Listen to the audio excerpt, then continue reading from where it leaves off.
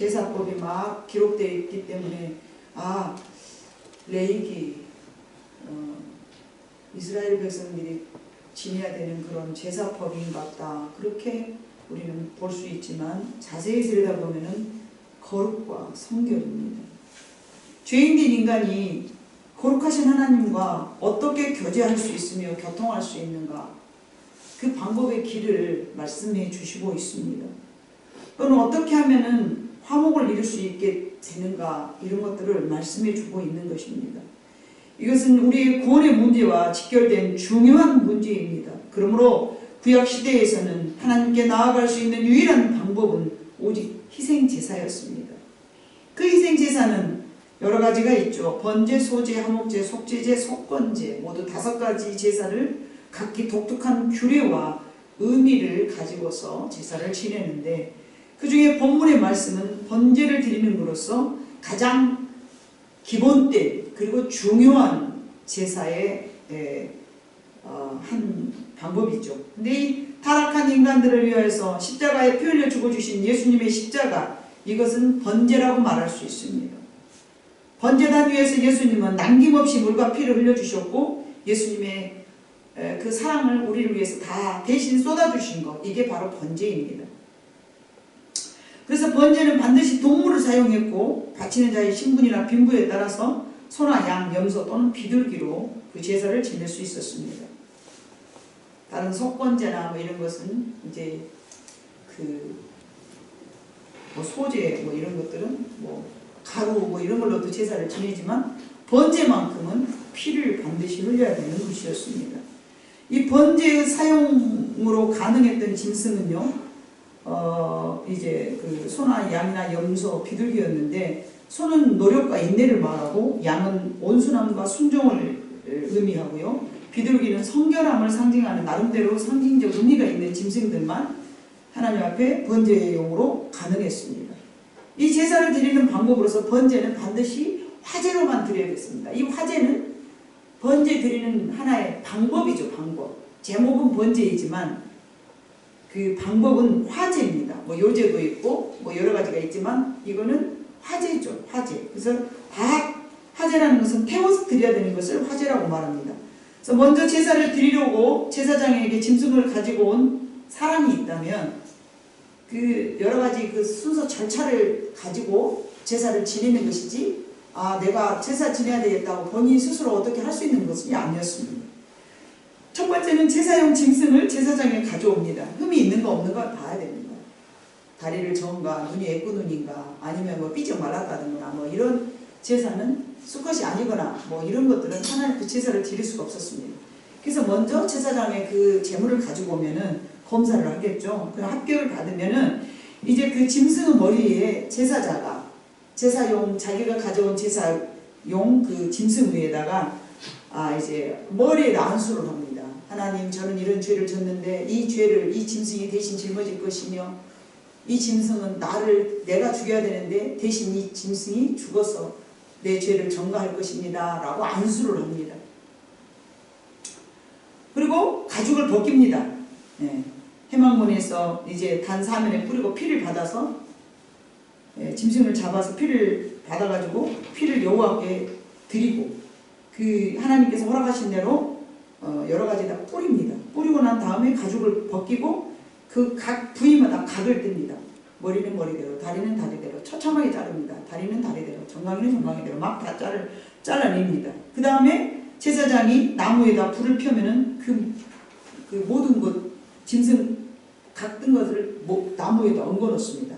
그리고는 내장과 정강이를 물로 씻고 그 전부를 다 아무것도 똥만 버리고 나머지는 전부 하나님 앞에 태워서 드리는 이것이 번제의 방법이었고 화제입니다. 그래서 13절을 봐보면 여러분, 우리가 레위기 읽지 않았던 13절을 봐보면요, 그 내장과 그 정강이를 물로 씻을 것이요, 제사장은 그 전부를 가져다가 제단 위에 불살라 번제를 드릴지니 이는 화제라 여호와께서 향기로운 냄새입니다. 그러니까 우리가 생각할 때는 고소한 고기를 삼겹살을 태워봐 얼마나 고소한가. 저도 과거에 그런 생각을 했어요.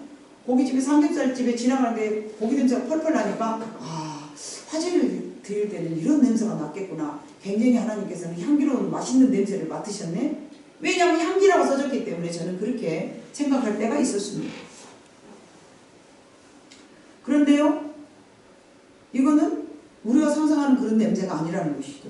조금 뒤에 말씀드리겠지만 15절을 봐보면은 그것이 만약 새에 있었을 때, 새, 비둘기죠. 비둘기. 다른 새는 아무거나 까마귀 막 이런 거 들여서는 안 돼요.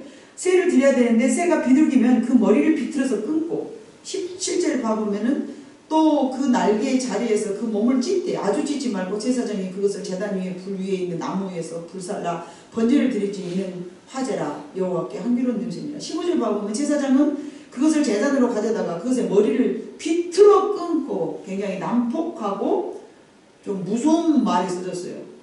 그냥 고통스럽게 하지 않고 머리를 비틀어서 끊어. 비틀어서 그 머리를 비틀어서 잘라내는 거예요.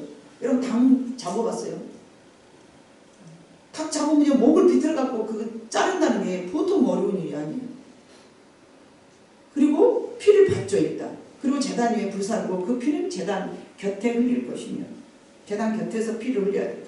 왜 그러느냐? 왜 이렇게 가장 좀 무서운 말로 이렇게 목을 잘라서 해야 되느냐? 소는 덩치가 커서 피가 많이 나와요. 근데 새는 가난한 백성들이 이제 드리는 제사겠죠. 너무 가난하니까 과거의 역전 두 개처럼 너무 가난한 사람이 드리는 제사용인데, 이 피를 받을 때 그릇에 피를 받을 때 그릇이 너무 피가 너무 양이 적으니까 다 쏟기 위해서는 다른 데로 쑤시면 안 된대요. 반드시 목을 잘라서 비틀어야 피가 많이 나온답니다. 전수 온몸에 있는 피가 전부 나오면 그를 받아야만이 그래도 제단에다 어떻게 좀 뿌릴 수 있는 양이 나오기 때문에 그렇게 드려야 된답니다. 왜 제사 드리는 과정이 이처럼 처참한 것인가? 여러분 생각해 보세요.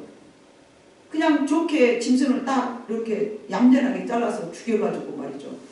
그냥 똥은 딱 버리고 그냥 그대로 다 태워서 드리면 되는 건데, 굳이 어차피 태워야 될 것을 가죽을 벗기고 굳이 안 잘라도 되는데 다 각을 다 머리 다리 다 짝짝 잘라서 남부지를 해가지고 정말 처참하게, 가장 처참하게 해서 태워서 드리는 거예요.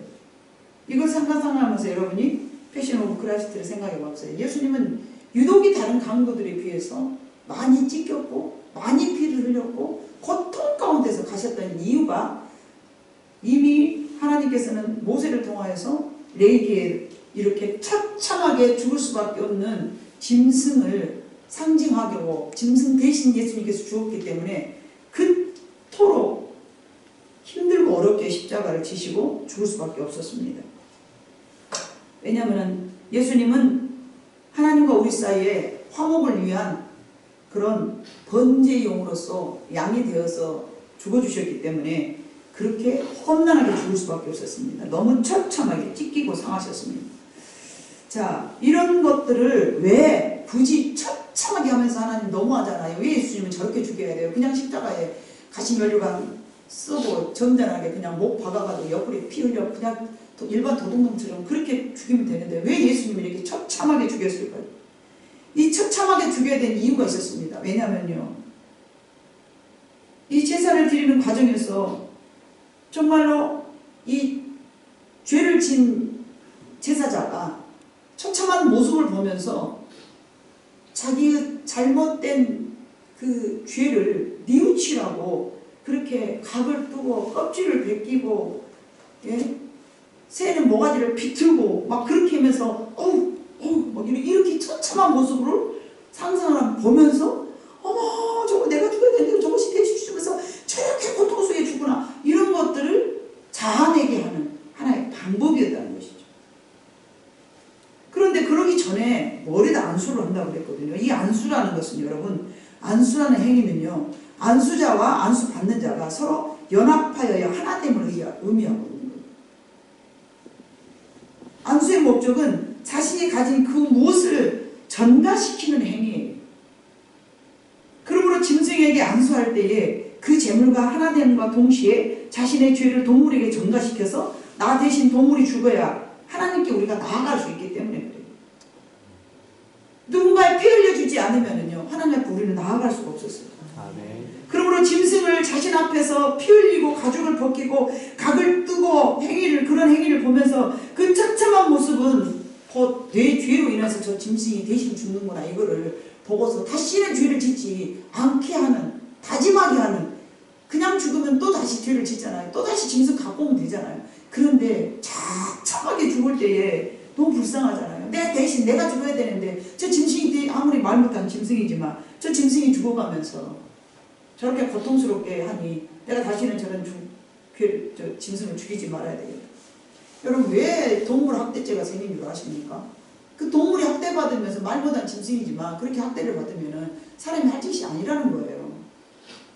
멀쩡한 사람들도 내가 키우던 개를 이렇게 죽이는 것은 그것은 잔인성이고, 예? 악이라는 거죠.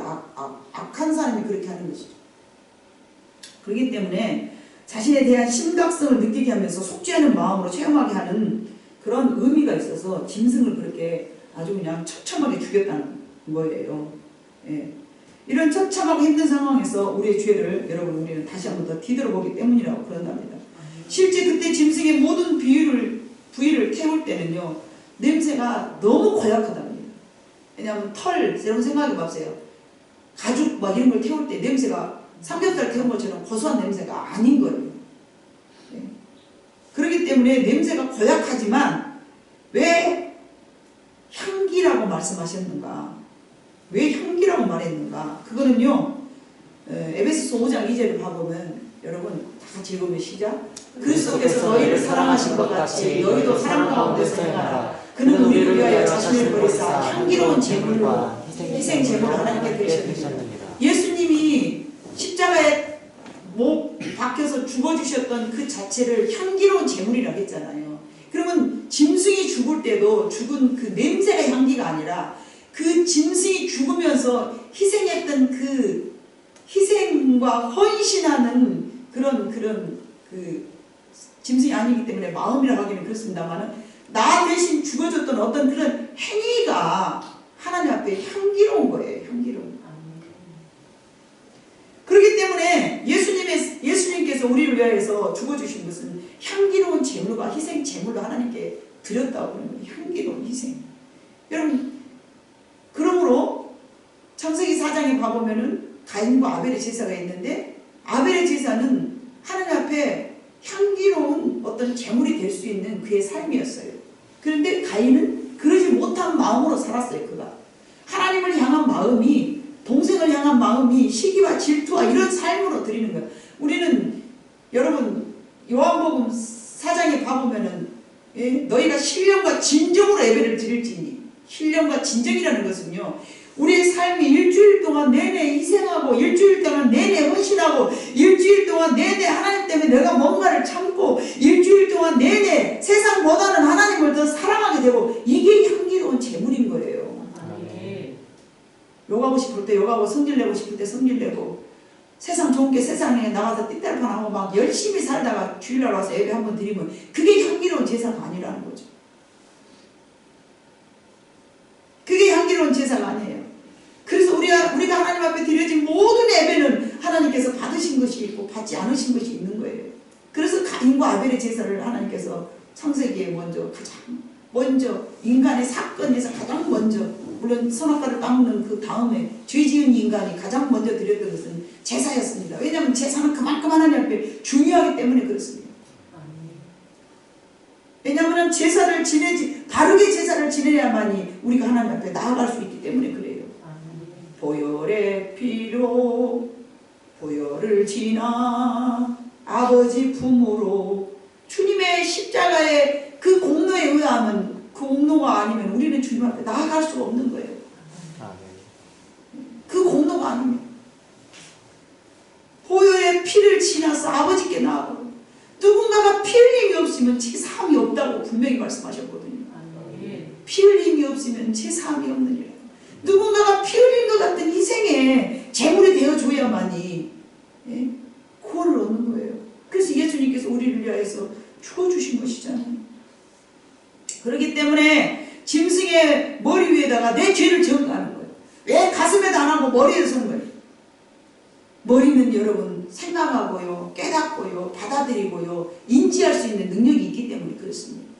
가슴이 아니고 머리요, 머리. 짐승의 머리에 왜 안수를 한 거예요? 새의 머리, 그 코딱지만한 것은 네가 내 죄를 대신 담당해라. 가슴 백성한테 네가 나를 이게 아니에요.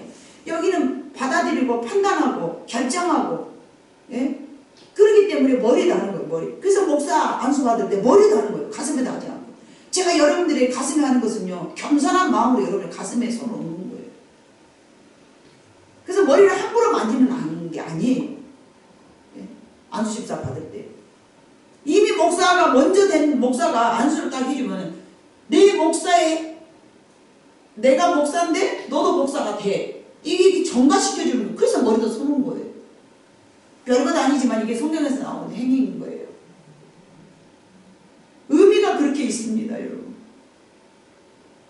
자, 베드로전서 2장 7절에 봐보면요. 예수님께서는 머릿돌이라고 했어요. 시작. 그러므로 믿는 너희에게는 보배이라 믿지 아니하는 자에게는 건축자들의 버린 그 돌이 모퉁이의 머릿돌이 되고 버리고.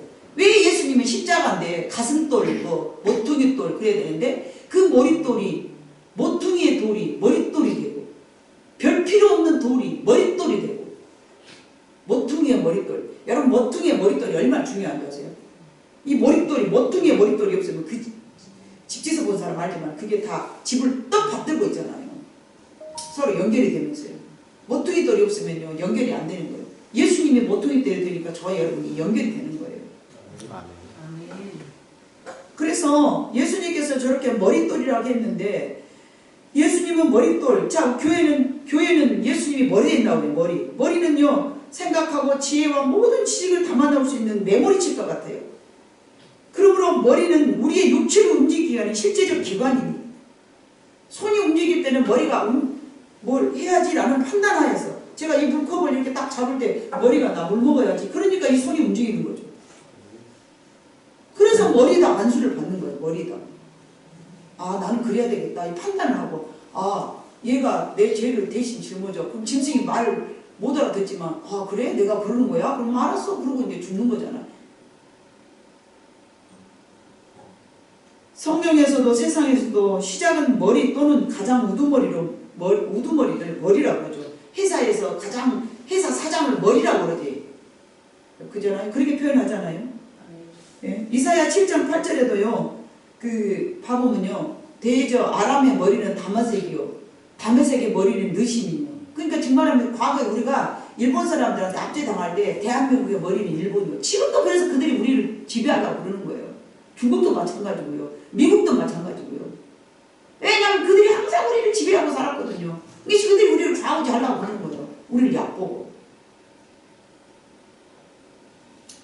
그래서 사람의 머리가 죽으면 뇌사 사망으로서 각 지체가 전혀 사용이 불가능해요. 가만히 있어요. 뇌가 죽어버려서. 이런 데는 빨딱빨딱 살아서 폐도 움직이고 간도 움직이고 장도 움직이는데요. 뇌가 딱 죽여버리면 손이 가만히 움직이도 못하고 있는 거예요.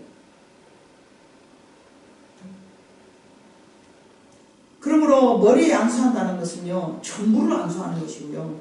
머리에 손을 얹어서 안수함이란요. 사상을 바꾸기 위함이고요. 삶을 바꾸기 위함이고요. 자신이 안수자와 똑같아진 그런 행위인 거예요.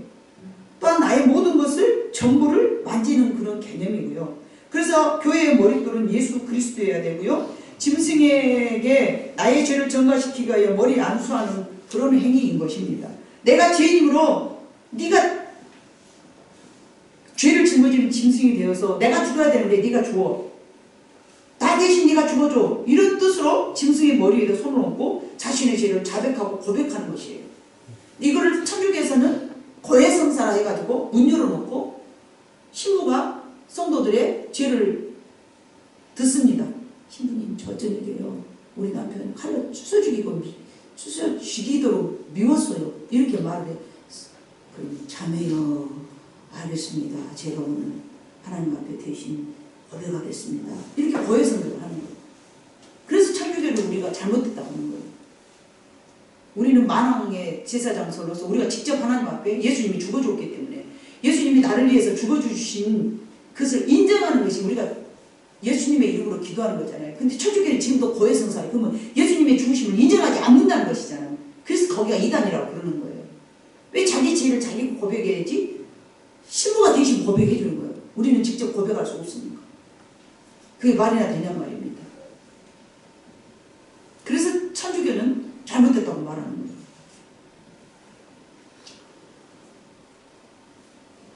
자, 모든 인간의 죄를 계속하기 위해서 예수님은 피 한 방울까지도 아낌없이 다 흘려야만 했습니다.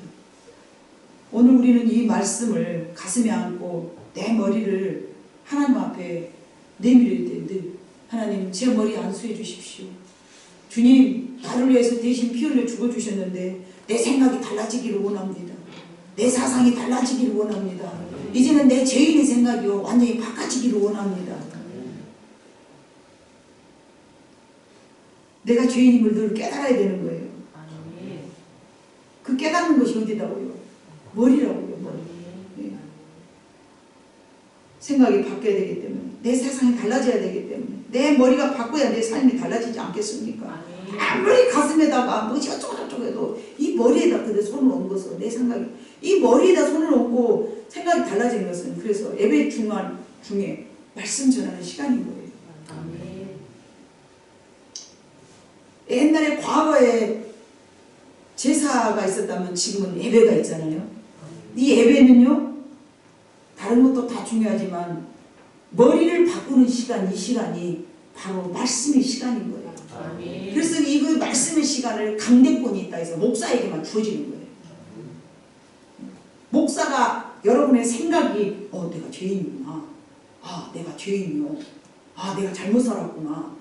내가 하나님을 찬양해야 되구나. 내가 하나님을 섬겨야 되구나. 내가 하나님 앞에 이런 것들은 내가 잘못했구나. 그렇게 깨닫게 하는 시간이 바로 말씀 시간이기 때문에 이 말씀 시간은 여러분들의 머리에 안수하는 시간인 거예요. 아멘. 그런데 사람들이 이제 유튜브를 통해서 많은 목사가 막 만들어졌어요. 정광훈이 이런 사람들 많이 만들어졌어요. 근데 그런 사람들이 신앙이 어쩐지를 몰라. 말씀은 누구나 잘 전해, 여러분. 그래서 예수님께서 네가 바리새인들의 누룩을 조심해라. 바리새인의 누룩을 조심해. 그들의 사상을 조심해라 그랬잖아요. 사상이라는 것은 바로 말씀을 통해서 그의 삶이 달라지는 것을 사상이라고. 이 말씀 듣는 순간에 대해서 굉장히 중요하기 때문에 여러분, 아무에게나 말씀을 들으면 안 되는 거예요. 아멘. 머리도 안수하는 시간이거든요, 이게. 바른 목사가 바르게 가르쳐주는 것을 바르게 듣고 바르게 깨달아서 회개할 수 있는 시간이 말씀의 시간이잖아요. 유튜브를 통해서 이상한 목사 말을 들었네? 그 말이 맞은갑다. 그러고 가는 게 똑같아지는 거예요. 네? 우리 목사님의 말씀을 듣고 회개하면서 일주일이면 그래도 아무리 코로나 시간이라 해도 그냥 한 번은 듣잖아요. 그 말씀을 듣고 행하기만 하면 여러분 날마다 거룩해져요. 아멘. 뭐가 문제라서 유튜브를 또 봐요? 네? 우리 목사님 말씀이 부족할까요? 오지할까요? 더 알아야 됩니까? 그 목사의 사상과 이념을 그대로 받아들이는 시간이 바로 말씀의 시간인 거예요. 아멘. 머리에 안수하고 그 시간인 거예요. 생각이 달라지지 않습니까? 그래서 세상 지식을 많이 담은 사람들은요, 하나님과 멀어질 수밖에 없어요. 부모로부터 받은 유전이 머리도요, 말씀을 들어서 여러분 바꿔진 줄로 믿습니다. 우리는 우리의 머리를 예수 그리스도께로부터 늘 말씀을 통해서 안수를 받아야 돼. 안수. 내가 목사님으로 너에게 내가 받은 그리스도의 삶을 너에게도 참 일어나기를 원한다. 그래서 축복한다. 그게 마지막 축도를 하잖아요, 여러분. 그리스도의 삶이 내 안에서도 우리 목사님처럼 닮아져 가기를 원한다. 이게 바로 말씀 시간에 말씀을 듣고 그렇구나 하는 시간인 거야. 아멘이군요. 아멘이군요 하는 시간이에요. 아멘. 사도행전 6장 6절에 가보니까 이런 말씀이 기록돼요. 시작. 사도들 앞에 세우니 사도들이 기도하고 그들에게 안수하니라. 안수하니라. 예수님의 제자들이 사도였어요. 그 사도들이 기도하고 누구에게 안수했어요? 사도행전 6장은요. 7 집사에게 안수를 한 거죠. 7 집사에게 너희들도 나처럼 예수님을 잘 따르고 복음을 위해서 사는 사람이 되어다 하고 안수를 한 거예요. 안수를.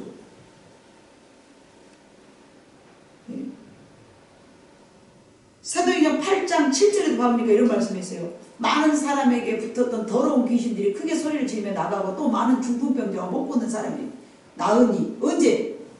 기도할 때에. 사도들이 기도할 때 성령의 역사가 일어난 거예요.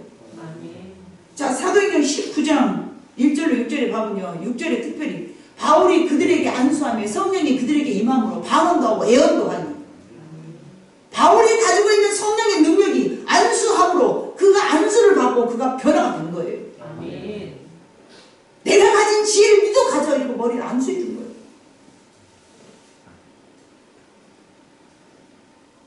그러므로 정말 우리는 목사로부터 하나님의 말씀을 듣고 머리에 안수 받음으로 예수님과 같이 똑같은 사상이 되어져 가는 거예요. 자, 에베소서 2장 20절 22절 보면 너희는 사도들과 선지자들의 터 위에 세우심을 입은 자라. 그리스도 예수께서 친히 모퉁이 돌되 사도들의 선지자들의 터 위에 세우심을 입은 자. 우리 세반교회는 조윤 목사의 그 터 위에 세우심을 받은 자가 여러분인 줄로 믿습니다.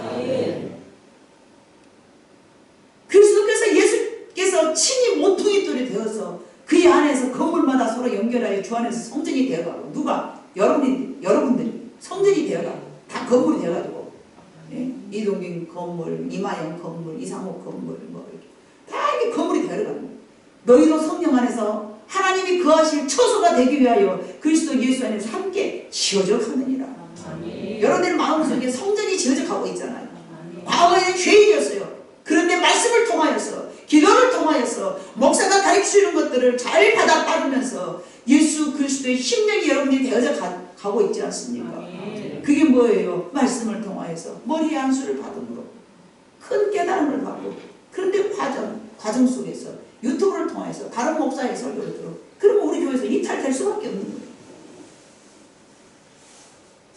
그래서 목사들이 다른 목사 말 듣지 말아라, 유튜브를 보지 말아라, 다른 목사의 말을 듣지 말아라, 그렇게 이야기를 강요하게 하는 거예요. 하나님의 몸된 교회를 함께 지어가야 되기 때문에 그렇습니다. 머리에 안수함은 여러분 그런 의미가 있음을 여러분 기억해 주셔야 되겠습니다. 성령에 충만한 자가요, 머리에 안수함으로 하나가 되는 거예요. 연합이 되는 거예요. 내게 있는 것을 전가시켜주는 거예요. 그래서 우리 교회는요, 전수 목사님하고 똑같아요. 어디 교회가 우리처럼 울고 기도하는 데 있는 줄 아십니까, 여러분?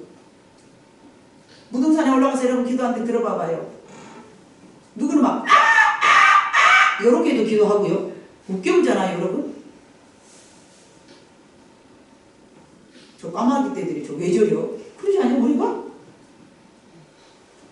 저는 하나님 앞에 인격적으로 만나서 기도하기 때문에 사랑하는 성도 여러분들도 하나님 앞에 인격적으로 기도한 줄로 믿습니다. 아멘. 왜요? 그 머리 위에 말씀을 통해서 안수받고 가슴 위에 여러분들에게 늘 안수해 주기 때문에 그 영이 같이 들어가는 거예요. 아멘. 그래서 머리에 안수하는 것이 굉장히 중요한 거예요. 머리는 생명이며 사상이며 인격입니다.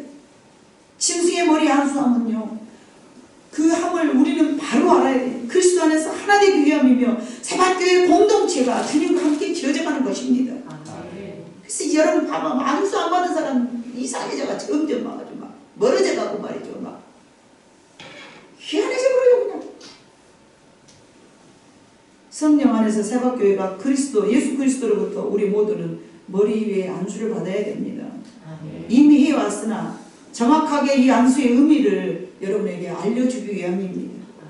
우리 세반교회는요, 예수 그리스도를 머릿돌로 삼고 성령 안에서 우리의 머리 위에 예수 그리스도의 사랑과 희생과 헌신으로 향기되는 제사를 우리의 삶을 통하여서 드리면서 우리는 날마다 하나로 지어져가며 감사해야 될 줄 믿습니다. 그래서 성도가 서로 채울하면서 서로의 흉한 모습을 보고, 아, 저것이 내 모습이요? 우리 목사님 왜 저렇게 왜 화를 내? 아, 저것이 나구나. 아, 맞아. 아는 사람들은 다 알잖아요. 모르는 사람들은 와서 왜 저래? 가잖아요. 정가받아서 그래, 정가받아서. 여러분을 통해서 내가 금방 흡수해서 정가받으면서 이것이 네 지금 모습이요. 하나님께서 정가시켜버려요. 친히 채워가셨느니라 예수님 그러셨잖아요. 우리의 그 모든 죄를 친히 채워가셨어요. 깊이 정상적이고 적기 성경적입니다, 여러분. 아멘. 내 흉한 모습이 저런 모습이었구나.